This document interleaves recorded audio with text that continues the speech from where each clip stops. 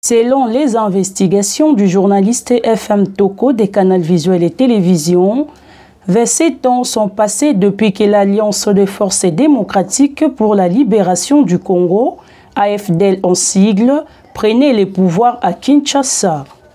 Laurent Désiré Kabila, qui en était le porte-parole, prenait le règne du pouvoir depuis Lubumbashi, ville qui était tombée entre les mains de la rébellion plusieurs mois plus tôt.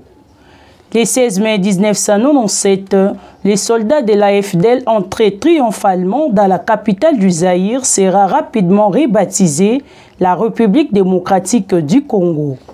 L'entrée de l'AFDL à Kinshasa mettait fin à 32 ans d'un régime dictatorial.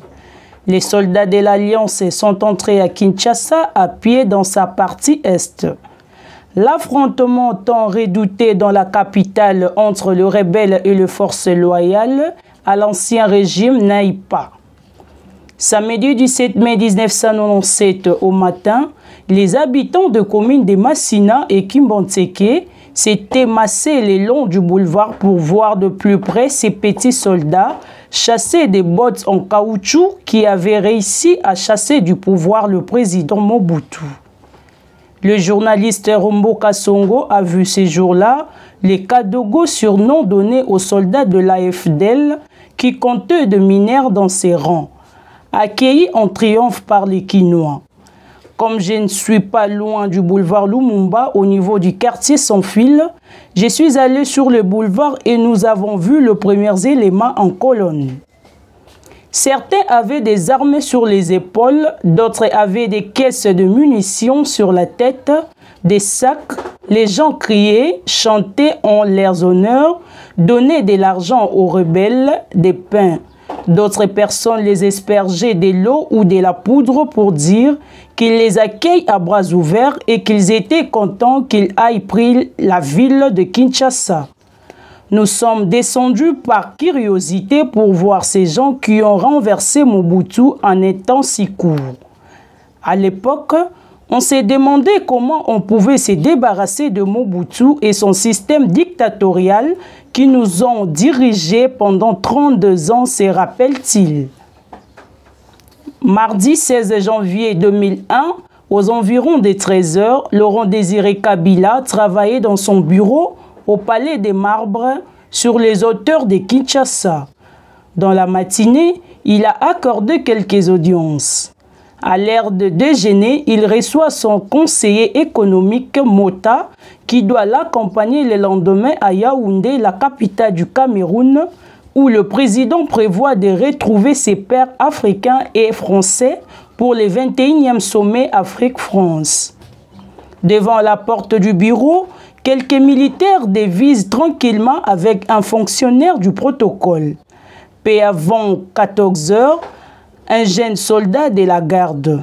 Selon les informations, un caporal du nom de Rachidi a allé présenter ses civilités au président. Ailleurs, pareille chose est peut-être impensable.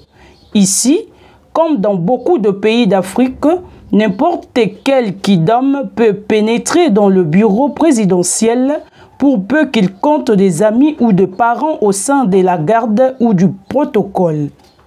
C'était un vrai fautoir autour de Kabila, raconte l'opposant Jean-Claude Vouemba. On y entre et on en sort comme on veut. Les conseillers, le ministre, voire de simples platons, entrent à leur guise, interrompent de manière tonitruante les audiences pour faire paraffaire de documents pour annoncer un autre visiteur ou simplement pour saluer le maître de lieu. Selon la politique congolaise, Rachidi s'est dirigé calmement vers Kabila, dégaine son arme et lui tire dessus. Le chef de l'État s'écroule, atteint au cou et au bas-ventre. Mota se met à hurler pour émeutrer la garde. L'aide de camp, qui est en même temps le chef d'état-major particulier du président, le colonel Edi Kapende et quelques soldats sont en éruption. Il découvre le président allongé par terre, en plein délire, et se vidant de son sang. À ses côtés, Accroupis, les conseillers essayent de les soulager par un massage. Rachidi tente de s'enfuir. Il est aussitôt abattu par la garde. Selon une indiscrétion, ces jeunes soldats semblent avoir mal vécu l'exécution pour indiscipline quelques jours plus tôt de l'un de ses meilleurs amis, Kadogo, comme lui. C'est un soldat originaire du Kivu, flanc oriental du pays, occupé par les troupes rwandaises et ougandaises, qui a tiré sur le président, explique le ministre de la Communication, Dominique Sakombi. Dans une atmosphère de panique générale, les militaires font venir un hélicoptère de l'aéroport d'Ndjili pour transporter les blessés à la clinique Ngaliema. Pendant ce temps, au palais, les politiques essayent de reprendre la situation en main. Les nouvelles qui parviennent de la clinique sont contradictoires. Selon la rumeur qui court les rues des estés de la capitale, le président serait mort. Pour sa part, Sakombi indique qu'il a été blessé mais reste en vie. La première indication sérieuse de la mort de Mouzé viendra une capitale ennemie, Kampala. Les services secrets de Museveni, l'ancien parrain de Kabila, annoncent aux agences de presse dans l'après-midi même sa mort. L'apprenant la nouvelle, le président zimbabwéen Robert Mugabe quitte précipitamment le sommet Afrique-France et rentre au pays. Pendant ce temps, les Kinois semblent avoir refermé la parenthèse Kabila Ier qui surmonte déjà le mort-vivant ou le président fantôme. À Yaoundé, surprise dans la matinée du 18 et sans attendre le feu vert de Kinshasa, le président togolais Gnassi Gbe Eyadema demande une minute de silence à la mémoire de son frère et ami Kabila. Comme un seul bloc, toutes les délégations s'élèvent, y compris celle de la République démocratique du Congo. La confirmation officielle interviendra quelques heures plus tard par la voix de l'inéralable Sakombi, ex-chantre du moboutisme relié à Kabila. Le Congo est en deuil et le gouvernement de salut public a la profonde douleur et le douloureux devoir d'annoncer la mort du président Laurent Désiré Kabila, c'est jeudi 18 janvier à 10 h. Après, ils ont ramené la vraie date du décès du président Kabila le 16 janvier 2001. Parvenu au pouvoir en mai 1997, après avoir délogé le maréchal Mobutu, Kabila a travaillé au Palais de la Nation à proximité du fleuve qui sert de frontière naturelle entre l'ex-Zaïre et le Congo-Brazzaville. Puis, craignant de faire le frais d'un éventuel abus tiré à partir de l'autre rive, l'ancien maquisard a déménagé à la site de l'OIA. Mais, obligé de traverser tout le jour, lors de ses déplacements, une caserne, les Kanchach, naguère réputé pour avoir abrité la garde prétorienne de Mobutu, il choisira finalement de s'installer au Palais des Marbres, l'ancienne résidence de haute de marque où, pensait-il, sa sécurité serait mieux assurée. Selon les investigations du journaliste FM Toko des canaux visuels et télévision, 27 ans sont passés depuis que l'Alliance des forces démocratiques pour la libération du Congo, AFDL en sigle, prenait les pouvoirs à Kinshasa. Laurent Désiré Kabila, qui en était le porte-parole, prenait le règne du pouvoir depuis Lubumbashi, ville qui était tombée entre les mains de la rébellion plusieurs mois plus tôt. Le 16 mai 1997, les soldats de l'AFDL entrés triomphalement dans la capitale du Zaïre sera rapidement rebaptisée la République démocratique du Congo. L'entrée de l'AFDL à Kinshasa mettait fin à 32 ans d'un régime dictatorial. Les soldats de l'Alliance sont entrés à Kinshasa à pied dans sa partie est. L'affrontement tant redouté dans la capitale entre le rebelle et les forces loyales à l'ancien régime n'aille pas. Samedi 17 mai 1997 au matin, les habitants de communes de Massina et Kimbanteke s'étaient massés le long du boulevard pour voir de plus près ces petits soldats chasser des bottes en caoutchouc qui avaient réussi à chasser du pouvoir le président Mobutu. Le journaliste Rombo Kasongo a vu ces jours-là les Kadogo, surnom donné aux soldats de l'AFDL qui comptaient de mineurs dans ses rangs, accueillis en triomphe par les Quinois. Comme je ne suis pas loin du boulevard Lumumba, au niveau du quartier Sans Fil, je suis allé sur le boulevard et nous avons vu les premiers éléments en colonne. Certains avaient des armes sur les épaules, d'autres avaient des caisses de munitions sur la tête, des sacs. Les gens criaient, chantaient en leurs honneurs, donnaient de l'argent aux rebelles, des pains. D'autres personnes les aspergeaient de l'eau ou de la poudre pour dire qu'ils les accueillent à bras ouverts et qu'ils étaient contents qu'ils aient pris la ville de Kinshasa. Nous sommes descendus par curiosité pour voir ces gens qui ont renversé Mobutu en un temps si court. À l'époque, on s'est demandé comment on pouvait se débarrasser de Mobutu et son système dictatorial qui nous ont dirigés pendant 32 ans, se rappelle-t-il. Mardi 16 janvier 2001, aux environs des 13 h, Laurent Désiré Kabila travaillait dans son bureau au Palais des Marbres sur les hauteurs de Kinshasa. Dans la matinée, il a accordé quelques audiences. À l'heure de déjeuner, il reçoit son conseiller économique Mota qui doit l'accompagner le lendemain à Yaoundé, la capitale du Cameroun, où le président prévoit de retrouver ses pairs africains et français pour le 21e sommet Afrique-France. Devant la porte du bureau, quelques militaires dévisent tranquillement avec un fonctionnaire du protocole. Peu avant 14 h, un jeune soldat de la garde. Selon les informations, un caporal du nom de Rachidi a allé présenter ses civilités au président.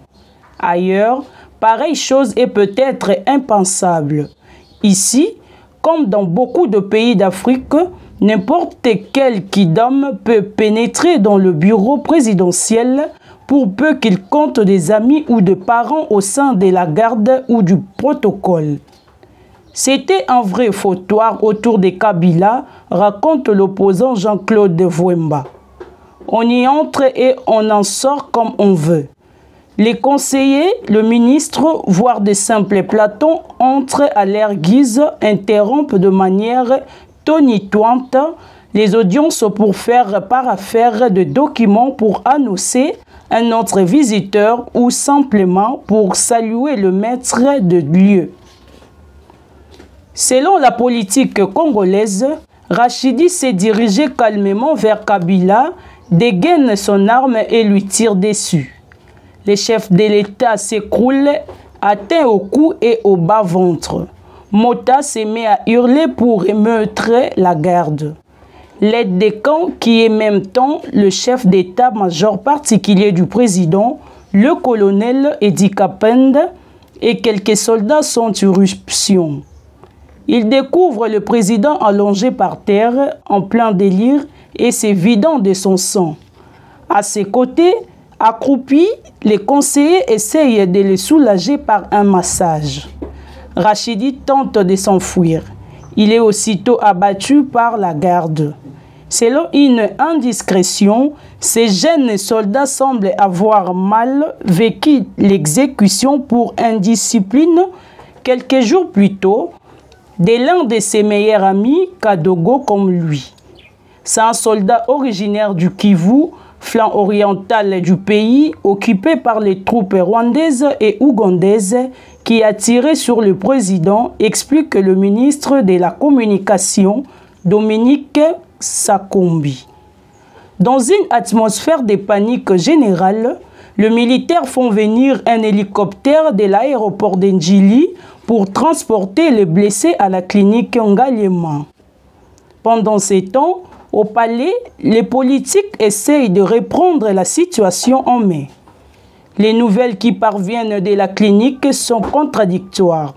Selon la rumeur qui court les rues des estés de la capitale, le président serait mort.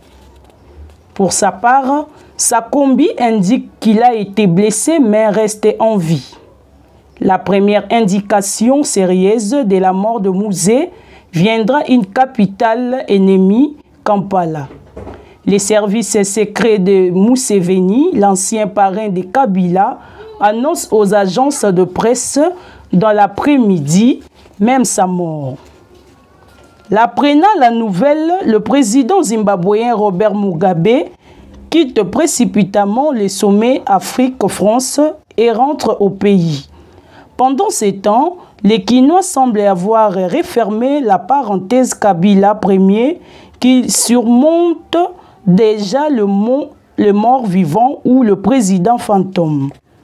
À Yaoundé, surprise dans la matinée du 18 et sans attendre le feu vert de Kinshasa, le président togolais Gnassingbé Eyadema demande une minute de silence à la mémoire de son frère et ami Kabila. Comme un seul bloc, toutes les délégations s'élèvent, y compris celle de la République démocratique du Congo. La confirmation officielle interviendra quelques heures plus tard par la voix de l'inéralable Sakombi, ex-chantre du moboutisme relié à Kabila. Le Congo est en deuil et le gouvernement de salut public a la profonde douleur et le douloureux devoir d'annoncer la mort du président Laurent Désiré Kabila, c'est jeudi 18 janvier à 10 h. Après, ils ont ramené la vraie date du décès du président Kabila le 16 janvier 2001. Parvenu au pouvoir en mai 1997, après avoir délogé le maréchal Mobutu, Kabila a travaillé au Palais de la Nation à proximité du fleuve qui sert de frontière naturelle entre l'ex-Zaïre et le Congo-Brazzaville. Puis, craignant de faire le frais d'un éventuel abus tiré à partir de l'autre rive, l'ancien maquisard a déménagé à la cité de l'OIA. Mais, obligé de traverser tout le jour, lors de ses déplacements, une caserne, les Kantchach, naguère réputée pour avoir abrité la garde prétorienne de Mobutu, il choisira finalement de s'installer au Palais des Marbres, l'ancienne résidence de haute de marque où, pensait-il, sa sécurité serait mieux assurée.